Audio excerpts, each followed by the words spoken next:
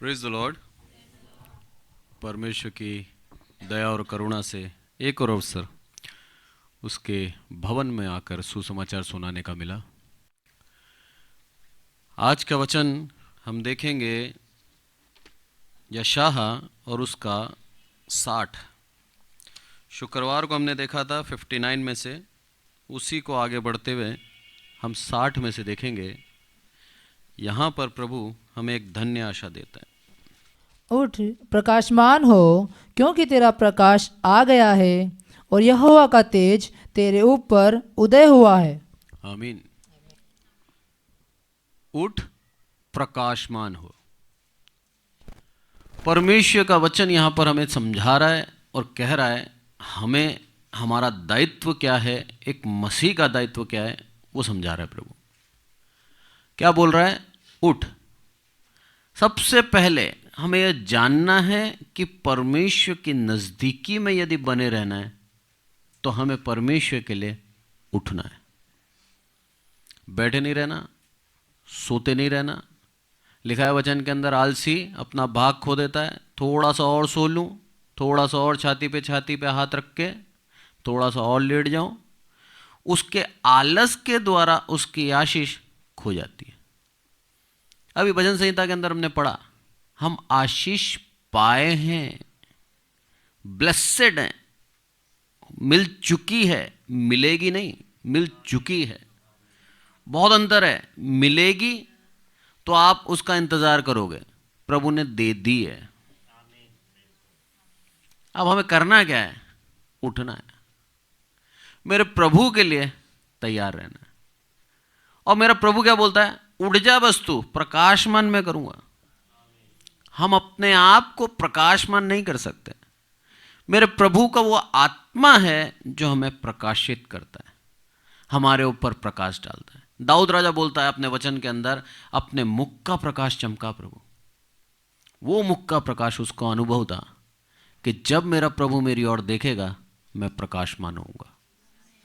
परमेश्वर आज हमें इन वचनों के द्वारा सिखाना चाहता है, समझाना चाहता है हमारा कर्तव्य क्या है। परमेश्वर ने इस्राएलियों के साथ एक एग्रीमेंट किया था, एक वाचा बांधी थी। और वाचा के विषय में बताऊं आपको, दो पक्ष होते हैं और दोनों के बीच में सहमति के द्वारा वो एग्रीमेंट होता है। और पुराने नियम के अनुसार अगर मैं बताऊं, जब भी किसी वाचा को बांधा जाता था उस शरीर में एक चिन्ह लिया जाता था जिससे वो उस वाचा को वो भूले ना।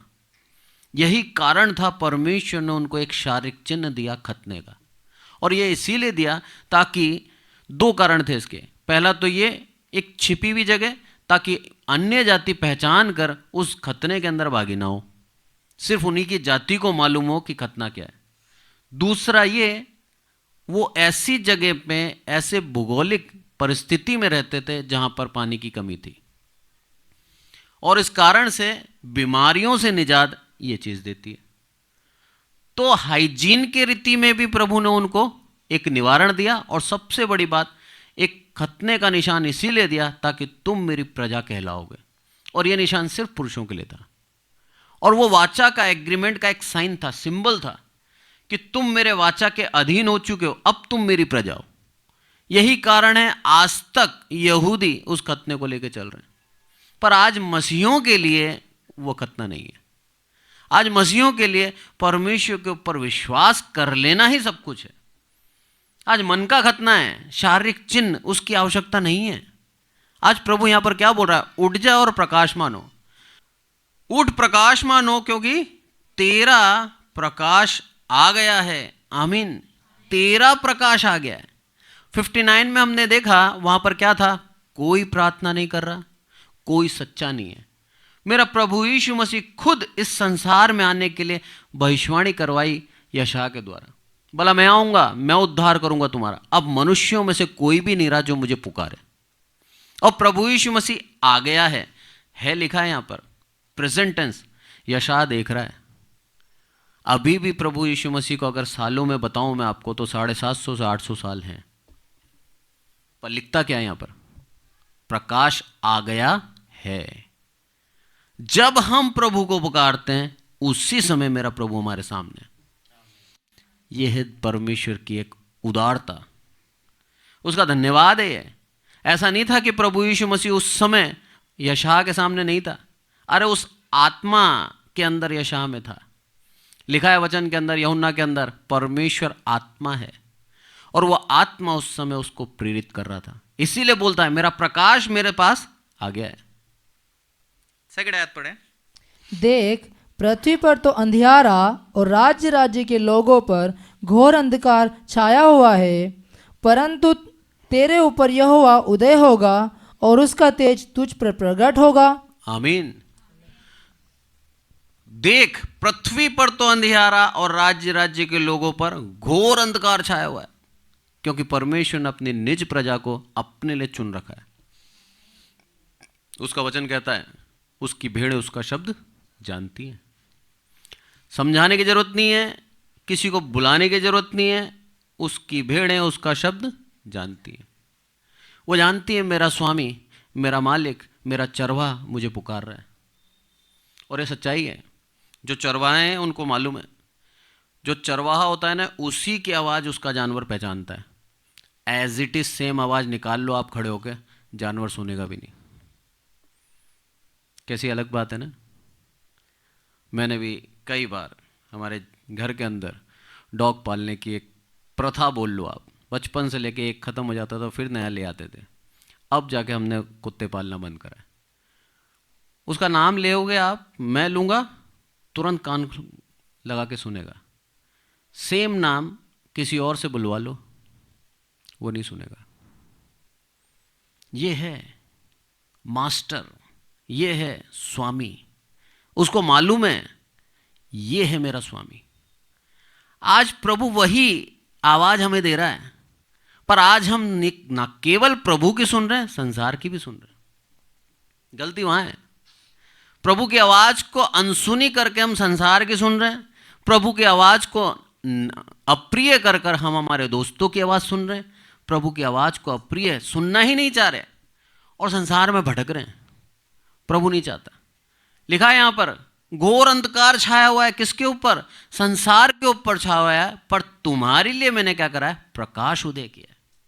कितनी बड़ी एक धन्य आशा है हर एक विश्वासी के लिए कि मेरा प्रभु यीशु मसीह सिर्फ हमारे लिए आया। पूरे संसार के लिए उपाय दिया उसने, कोई इसके अंदर दो राय नहीं है। पर मानने वाला जो है, जो उसके ऊपर विश्वास करता है, उद्धार वही प्राप्त करेगा। यह है परमेश्वर की एक उदारता। यहां पर बोल रहा है यहूदा के गोत्र के विषय में, कहता है, क्या बोलता है? राज्य राज्य के लोगों पर अंधकार छाया हुआ है, परंतु तेरे ऊपर यहोवा उदय होगा और उसका तेज तुझ पर प्रकट होगा। हम क्यों घबराएं? हम क्यों लड़खड़ाएं? हम क्यों डर जाएं? मेरा प्रभु का तेज हम पर उदय हो रहा है, हमारे को प्रकाशित कर रहा है, हमारे लिए उसका तेज है। जब मेरा प्रभु हमारे साथ खड़ा है तो हम क्यों घबराएं? एक छोटा सा बच्चा बोल लो आप, जो 4-5 साल का है, उसका पिता भी उसके साथ खड़ा होता है ना, तो उसके अंदर हिम्मत आ जाती है। वो छोटे से बच्चे के अंदर हिम्मत आ जाएगी। आप पिता बोलेगा उसको ये जवाब दे दे, वो बिना सोचे किसी को भी कुछ जवाब दे देगा। क्यों? उसका पिता उसके साथ खड़ा है। आज वही जीवित पिता प्रभु यीशु मसीह हमारे साथ है। राजाओं का राजा हमारे साथ है, जो हमारे लिए है। लिखा है यहां पर साफ साफ, तुम्हारे लिए ही है। हम क्यों घबराएं? संसार विरोधी होगा, लिखा है वचन के अंदर, उन्होंने मुझसे बैर किया है, वो तुमसे भी बैर करेंगे। अगर आज संसार आपको प्यार नहीं कर रहा, आपके पड़ोसी आपके विरुद्ध हैं, धन्यवाद दें, आप सही चल रहे हैं, क्योंकि परमेश्वर के नियम के अनुसार जो उसने बोला, उसकी आज्ञा के अनुसार आपके साथ हो रहा है। धन्यवाद दें उसका कि प्रभु ने आपको अलग कर रखा है। आप उसके बाड़े के अंदर है। कोई आपको प्यार करे ना करे, कोई आपका विरोधी हो, कोई आपके बैरी हो, कोई फर्क नहीं पड़ता। मेरा प्रभु मेरे साथ है। ये चीज प्रभु आज समझाना चाह रहा है हमें।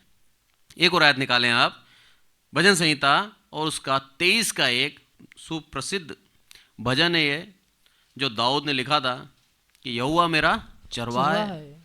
हाँ, पढ़ो। यहोवा मेरा चरवाहा है, मुझे कुछ घटी ना होगी। आमीन।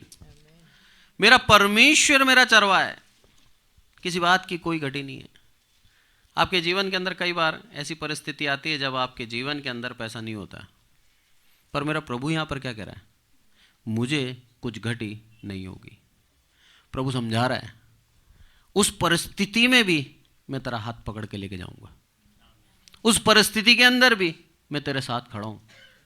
और तेरे जीवन के अंदर पैसा हो ना हो, तेरे जीवन के अंदर कैसी भी परिस्थिति क्यों ना हो, मैं तेरे साथ खड़ा हूं। लिखा है वहां पर, घोर अंधकार की तराई में होकर भी चलूं तो भी ना डरूंगा मैं, क्योंकि मेरा परमेश्वर मेरे संग है। आज यही वचन प्रभु ने इस कलीसिया में दिया है। हमें डरने की आवश्यकता नहीं है। जमाना हमारे विरुद्ध हो, अन्य जाति हमारे को मार डालना चाहते हो, या कैसी भी परिस्थिति क्यों ना हो, मेरा परमेश्वर हमारे संग है। इस बात के लिए श्योर हो जाएं। आपको सोचने की आवश्यकता नहीं होनी चाहिए कि हमारे साथ कौन है। एक परमेश्वर का दास मैं बताऊंगा आपको, जिसने पूर्ण प्रयास कर लिए, मसीह विरोध हो रहा है, जगह जगह परेशानियां हो रही हैं, उसने 41-42 पिटीशन फाइल कर रखी है, रिट डाल रखी है, सब कुछ कर दिया। अब बाद में प्रार्थना निवेदन दिया। मैं उस भाई के प्रयास के लिए सम्मान करता हूं। उनका वचन क्या था मालूम है? बोला, हाँ, एक मानवीय शक्ति के अनुसार जितना हम कर सकते थे मसीह समाज के लिए हमने कर दिया, पर अब परमेश्वर की प्रार्थनाओं की आवश्यकता है। हमारी प्रार्थनाओं की आवश्यकता है। बिना प्रार्थना के हमारा प्रयास विफल है। यह है सच्चाई। हम प्रार्थना करें हमारे समाज के लिए, हम प्रार्थना करें हमारे देश के लिए, हमारी प्रार्थना करें मसीह जागृति के लिए, क्योंकि ये बहुत जरूरी है। प्रार्थना बिना कुछ भी नहीं होता। और ये परमेश्वर ने सबसे बड़ा हथियार मनुष्य को दे रखा है, विश्वासियों को दे रखा है, कि जब हम प्रार्थना करते हैं मेरा प्रभु सुनता है। और उसने सुन ली ना, आपका काम 100% होगा, 100% होगा। इसलिए बोलता है मरकुस के अंदर, जब तू प्रार्थना कर तो जान ले कि वो हो गया, क्योंकि मेरे प्रभु तक तेरी प्रार्थना पहुंच गई। आज प्रभु वही चाहता है कि वो हमारे साथ है। इस बल के साथ हम इस संसार में जिए। हमें डर की आवश्यकता नहीं है। वो प्रकाश हमारे साथ है और हमारे लिए कह रखा है प्रभु ने, तुम ज्योति की संतान हो। कितना धन्यवाद दें प्रभु का। अपने संतान कहते हुए उसे शर्म नहीं आती। कई बार हम उसे पिता कहते हुए शर्मा जाते हैं। बहुत बड़े दुख की बात है। इसीलिए प्रभु बोलता है, जिसने मुझे समाज के सामने, सबके सामने अपनाया, मैं भी उसको सबके सामने अपनाऊंगा। पर यदि आज हम घबराते हैं ये बोलने में कि हम मसीह हैं, तो हमने मेरे प्रभु की उस प्यार को तुच्छ जाना है। मुझे मालूम है, एक परमेश्वर का दास से मैं मिला था। वो गवर्नमेंट सर्वेंट है, और जब वो नई जगह पोस्ट होती है उनकी, तो सबसे पहले क्या बोलता है मालूम है? मेरा नाम ये है और मैं मसीह हूं।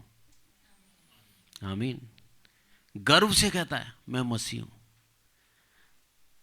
परमेश्वर यही चाहता है आज हमसे, गर्व से कहें हम मसीह हैं, हम चुने हुए हैं, हम आशीषित हैं। हमारी आशीष कोई चुरा नहीं सकता। हमारे ऊपर से परमेश्वर का वो हाथ कोई हटा नहीं सकता। परमेश्वर हमारे साथ है। इसलिए यहां पर बोल रहा है दाऊद राजा, बड़े गर्व से बोल रहा है, यहोवा मेरा चरवाहा है, मुझे कुछ कठी नहीं होगी। और ये कब लिखा है इसने मालूम है? ये उस परिस्थिति में लिखा जब इसके पास कुछ भी नहीं था। ये राजा का दामाद था, वहां से इसको भागना पड़ा। ये सेनापति था, उस पद से इसको भगोड़ा कहला दिया, इसको विद्रोही कहा गया और इसको अपनी जान बचाकर भागना पड़ा। ये जंगलों के अंदर छुप रहा है, गुफाओं के अंदर बैठ के शरण ले रहा है। और न केवल अकेला है, बल्कि इसके साथ कई ढेर सारे लोग हैं। यहाँ तक परिस्थिति दाऊद राजा के पास कि उसके पास खाने के लिए कुछ ही नहीं था। वो मंदिर में जाकर वहाँ से भेंट की रोटियाँ लेके आया, तलवार लेके आया। हथियार नहीं था इसके पास, कुछ नहीं था इसके पास। और क्या बोल रहा है? यहोवा मेरा चरवाहा है, मुझे कुछ घटी नहीं होगी। क्या परिस्थिति आप? परमेश्वर हमें समझा रहा है, सिखा रहा है कि परमेश्वर की दया में हम जीते रहें। यहां पर एक और आयत निकालें आप, नीति वचन और उसका 3 अध्याय 5 और 6। तू अपनी समझ का सहारा ना लेना, वरन संपूर्ण मन से यहोवा पर भरोसा रखना, उसी को स्मरण करके सब काम करना, तब वह तेरे लिए सीधा मार्ग निकालेगा। आमीन। कब करते हैं हम? जब हमें यह भरोसा होता है, विश्वास होता है कि मेरा प्रभु मेरे साथ है। तो अपनी समझ का सहारा मत लेना। एक उदाहरण से बताता हूं मैं आपको। परमेश्वर के दास एलीशा ने बोला उस स्त्री से, बोला अकाल पड़ रहा है, तू चली जा।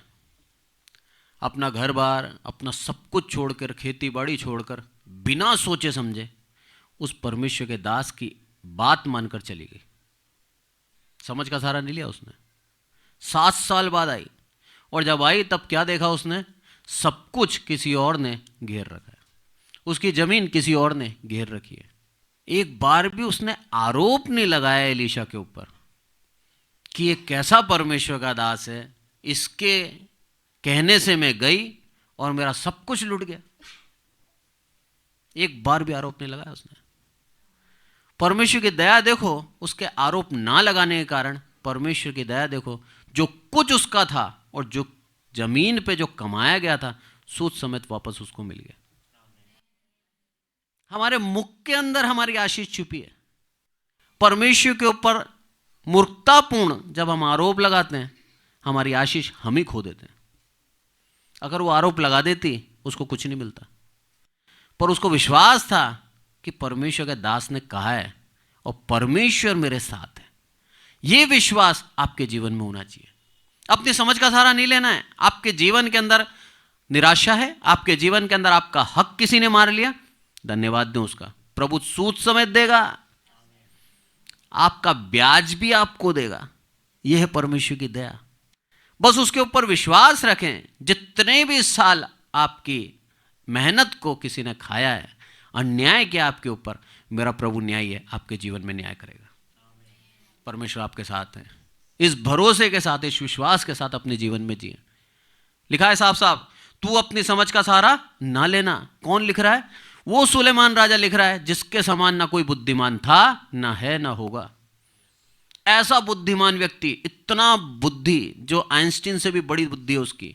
सारे जानवरों की रीतियों के बारे में मालूम था उसको, प्रकृति के बारे में मालूम था उसको, धातुओं का ज्ञान था उसको। इतना बुद्धि दी प्रभु ने, और वो बोल रहा है अपनी समझ का सहारा मत लेना। हम कई बार अपनी समझ का सहारा ले रहे हैं। छोटा सा ज्ञान है आज सुलेमान की नज़र में, अगर अपने ज्ञान को परखें तो हमारे अंदर बहुत थोड़ा ज्ञान है उसकी अपेक्षा में। उसके बावजूद भी अपने आप को ज्ञानी समझते हैं, उसके बावजूद भी अपनी चालाकी के द्वारा अपने हक को लेना चाहते हैं। प्रभु नहीं चाहता। प्रभु बोलता है विश्वास कर, मेरे ज्ञान से मैं तुझे ज्ञानवान बनाऊंगा। जब हम परमेश्वर का भय मानते हैं, आप जान लीजिए उसका ज्ञान वो आपको देता है, और उससे बड़ा ज्ञान इस दुनिया में नहीं है। आप इस दुनिया के अंदर किताबें पढ़कर बुद्धि हासिल कर सकते हो, पर ज्ञान प्रभु की दया से मिलता है। अब ज्ञान और बुद्धि के अंदर मैं अंतर बताता हूं आपको। आप बोलोगे दोनों एक ही चीज़ है, दोनों में बहुत अंतर है। बुद्धि आपका किताबी ज्ञान, किताबी नॉलेज। आपको कोई भी टॉपिक दिया जाए उसको बहुत ही अच्छी तरह से आप समझ सकते हो। ज्ञान क्या है मालूम है? कौन सी जगह पे क्या उत्तर देना है, वो ज्ञान है। बुद्धि बहुत है आपके अंदर, पर आपको बोलना नहीं आता। परमेश्वर आपको ज्ञान देता है, आपको बताता है आपको अब करना क्या है, वो है ज्ञान। बहुत से पढ़े लिखे एरोगेंट लोग, बोलूंगा मैं, घमंड से भरे हुए, उनको कोई पसंद नहीं करता, क्योंकि उनको मालूम नहीं है किस जगह पे क्या बोलना है। वो अपने घमंड से भरे हुए हैं, अपने आप को ऊंचा रखने के लिए दूसरे को नीचा कर देते हैं। पर मेरे प्रभु ने हमें ज्ञान दिया है, हम सबकी मर्यादा रखते हुए बात करते हैं, दूसरे का सम्मान रखते हुए उत्तर देते हैं। यह है ज्ञान। किसी का दिल नहीं दुखाते। प्रभु यीशु मसीह ज्ञान की स्रोत है, वो ज्ञान उसी से पाते हैं हम। प्रभु यीशु मसीह के जवाबों से आप सीख सकते हो। एक भी ऐसा जवाब नहीं है जैसे हम सुनकर ये कह सकें ये प्रभु ने गलत कहा। एक भी जवाब ऐसा नहीं है। बड़े बड़े समझदार बुद्धिमान लोग उसके पास आते थे और क्या करते थे, उसको फंसाने की कोशिश करते थे कि अपनी बातों में उसको फंसा दूं। और जो प्रभु यीशु मसीह, जिसने पीएचडी की डिग्री नहीं ली थी, वो परमेश्वर का पुत्र था, उसने जो ज्ञान की बात उनके कही, उनका मुंह बंद हो जाया करता था। पौलुस बोलता है अपने वचन के अंदर तीतुस को कि तुझे मुंह बंद करना आना चाहिए। आमीन। ये है वो ज्ञान। तेरे सामने अगर कोई निर्बुद्धि की बातें करें तो तुझे वचन से बोलना है, और जब वचन से बोलेगा ना, चुप हो जाएगा।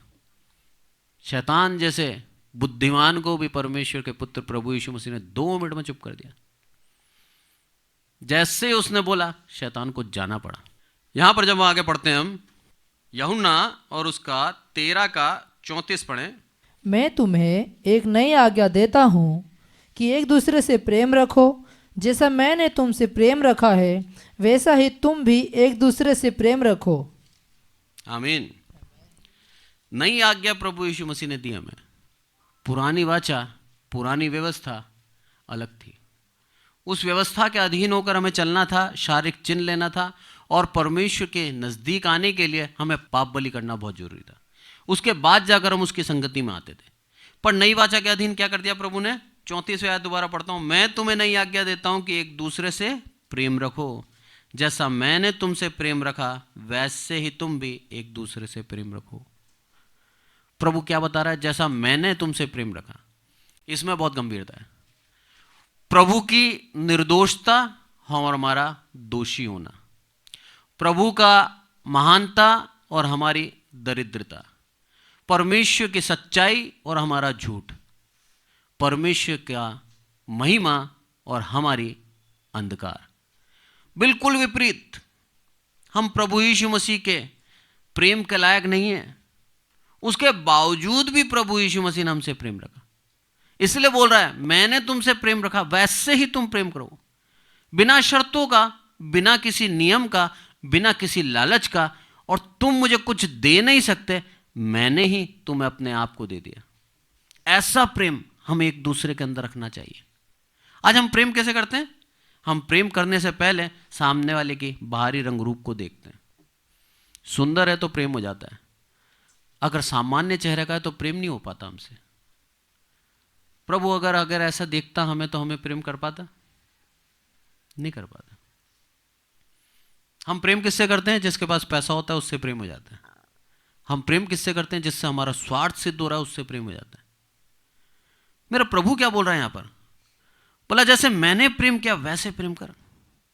अरे मैंने तेरे से कोई स्वार्थ सिद्ध नहीं किया है, मैंने तुझसे सच्चा प्रेम किया।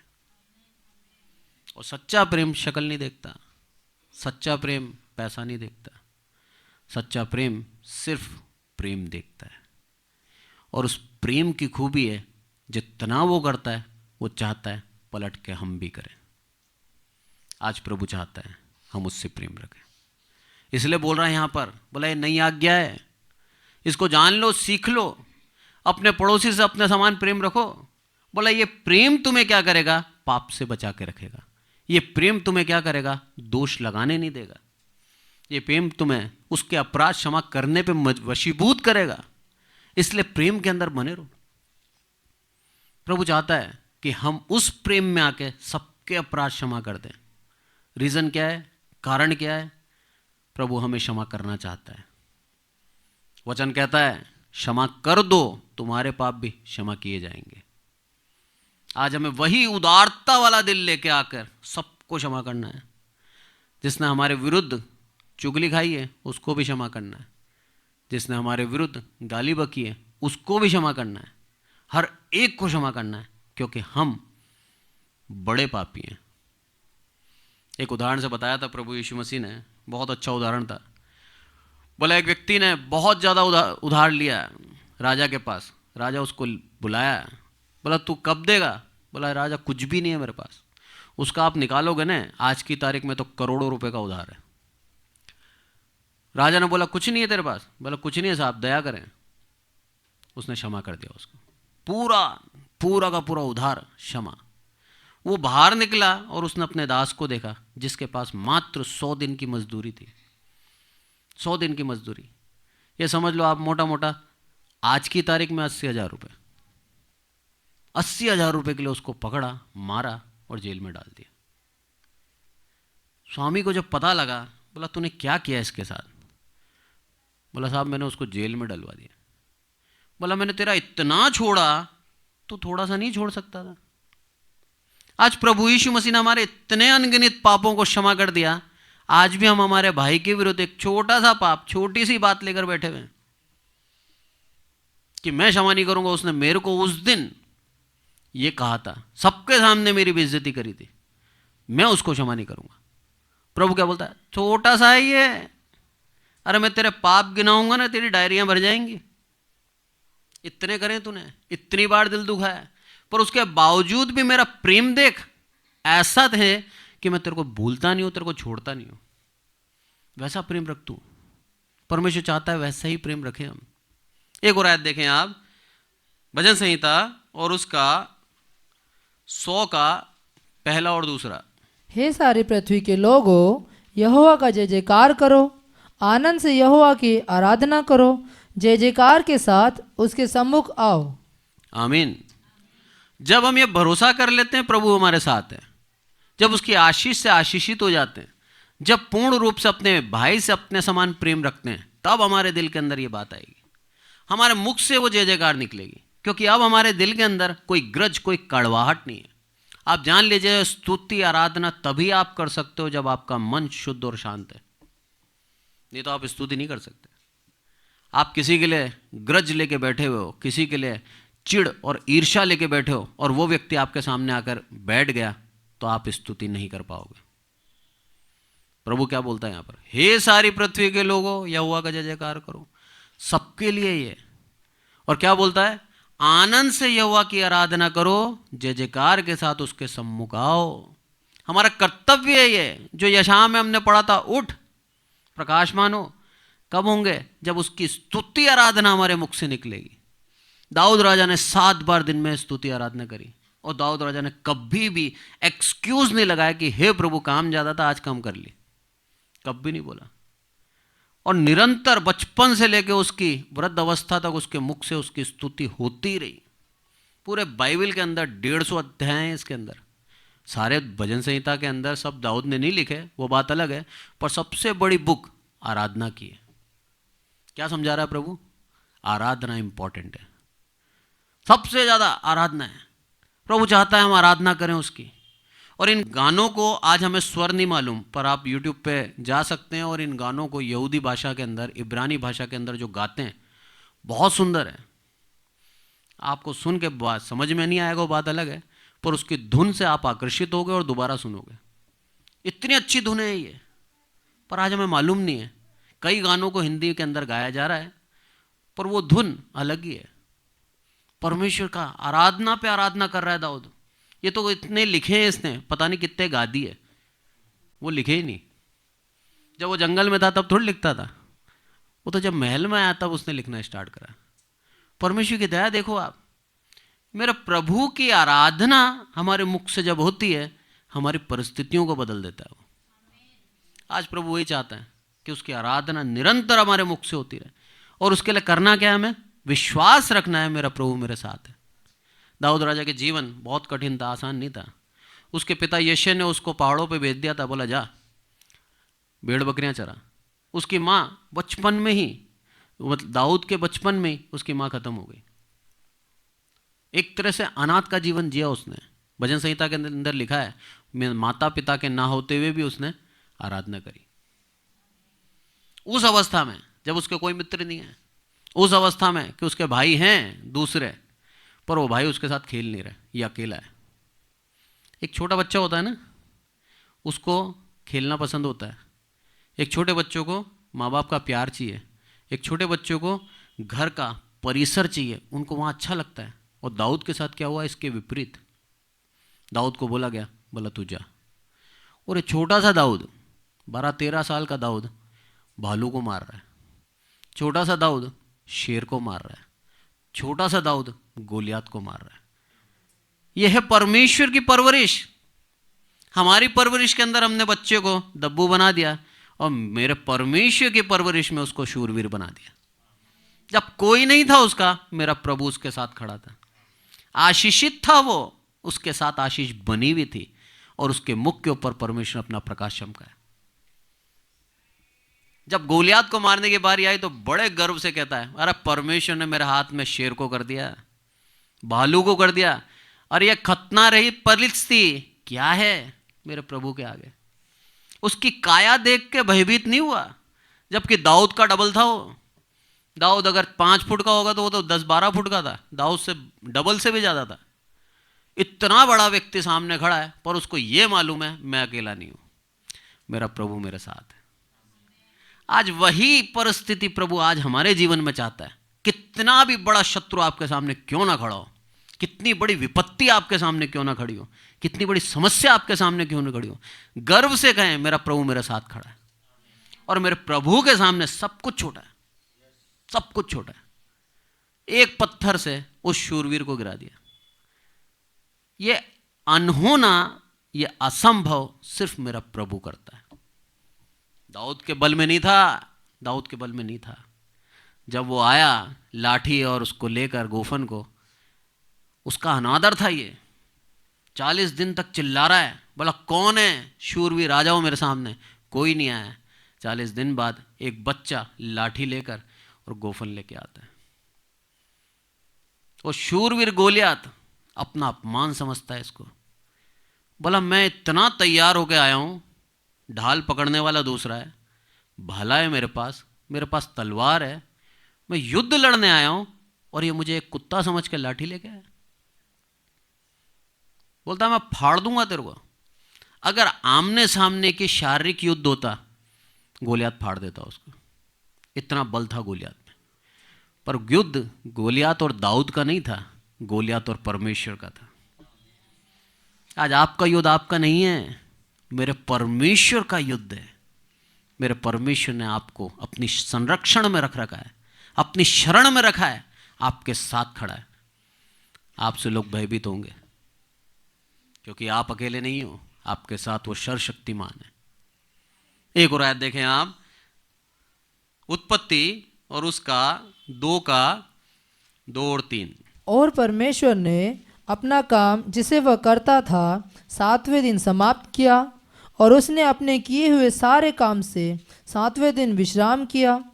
और परमेश्वर ने 7वें दिन को आशीष दी और पवित्र ठहराया, क्योंकि उसमें उसने सृष्टि की रचना के अपने सारे काम से विश्राम लिया। आमीन। परमेश्वर ने सब कुछ कर दिया है, अब करेगा नहीं, कर दिया है। आपका भविष्य लिख दिया है, आपकी आशीषें लिख दी हैं, आपकी संरक्षण लिख दिया है, आपकी जितनी भी मदद करनी है प्रभु को सब लिख दी है। उसने 7वें दिन को विश्राम दिया। बोला अब मैं कर चुका, अब विश्राम, आशीष का दिन है ये। आज 7वां दिन हम परमेश्वर के उसी महिमा के लिए, हम आशीष के लिए इस दिन के अंदर प्रभु के नाम से एकत्रित होते हैं और मेरे प्रभु का धन्यवाद देते हैं। ये कारण है 7वें दिन को हर कंट्री के अंदर छुट्टी होती है। 7वें दिन को परमेश्वर के लोग इकट्ठे होते हैं और परमेश्वर के नाम का धन्यवाद देते हैं कि मेरे प्रभु तूने मेरे पूरे जीवन को लिख दिया, मेरी सारी मदद, मेरी सारी सहायता, मेरे सारे रक्षा को तूने लिख दिया है। अब तेरे ऊपर भरोसा करके मैं उसको पालूं बस। आज आपके जीवन के अंदर परमेश्वर ने आपके लिए सब कुछ कर दिया है। विश्वास रखें, परमेश्वर आपसे प्रेम करता है। सबसे बड़ा उसका जो एक प्रूफ है वो है यूहन्ना 3:16, क्योंकि परमेश्वर ने जगत से ऐसा प्रेम किया, अपना इकलौता पुत्र दे दिया, ताकि जो कोई विश्वास करे नाश न हो परंतु अनंत जीवन पाए। इससे बड़ा प्रेम और कहीं नहीं देखते हम उसका। आज वही प्रेम करने वाला परमेश्वर हमारे साथ खड़ा है, हमारे संग है, हमारे लिए युद्ध करता है, हमारे लिए उस परिस्थिति से निकाल कर हमें हमारी एक आशीष और एक अनुग्रह हमारे ऊपर स्थिर करता है। कोई हटा नहीं सकता उसको। आज के वचन से प्रभु हमको आशीषित करे। आइए प्रार्थना। हे हमारे प्रभु, आपका बहुत बहुत धन्यवाद देते हैं मेरे प्रभु, सारी आदर महिमा आपको देते हैं। प्रार्थना करते हैं मेरे प्रभु, शेष करके आपकी दया और करुणा के लिए मेरे प्रभु, आपकी दया और करुणा सदा इस कलीसिया के ऊपर बनी रहे मेरे प्रभु। और मेरे प्रभु आपकी इच्छा के अनुसार हम चलने वाले हो सके मेरे प्रभु। प्रार्थना करते हैं मेरे प्रभु, यहाँ पर उपस्थित हर एक विश्वासी के लिए ये वचन उनके दिलों में कार्य करें। और मेरे प्रभु हम सच में विश्वासी बनकर कि आप हमारे साथ हैं, जीवन को जिए मेरे प्रभु। किसी प्रकार का सांसारिक भय में ना आए मेरे प्रभु, क्योंकि आप हमारे साथ हैं। आदरमान आपको देते हैं मेरे प्रभु। आपने हमारी विनती सुनी, इसलिए आपका बहुत बहुत धन्यवाद। साथ ही प्रार्थना करते हैं मेरे प्रभु, जितने भी ऑनलाइन सुनते हैं हर एक को आशीषित करना मेरे प्रभु, हर एक के जीवन के अंदर मेरे प्रभु ये वचन कार्य करें मेरे प्रभु। सब कुछ आपके हाथों में सौंपते हैं, हम घटें आप बढ़ें। आपने हमारी विनती सुनी, इसलिए आपका धन्यवाद। प्रभु यीशु मसीह के नाम से मांगते हैं, आमीन। Praise the Lord. Thank you so much.